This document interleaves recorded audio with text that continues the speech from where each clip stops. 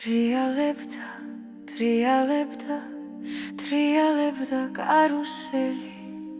Kars mikonda ხეების და ხეივნების ნამუსრევი ბეღურები ეშვებოდნენ კოპიტებისკენ წეროდან იდგა ძაღლი და გოგონას გაქვირვებით შესცქეროდა გოგონა კი ჩამჯდარიყო თავის სათამაშოებთან მაგრამ კი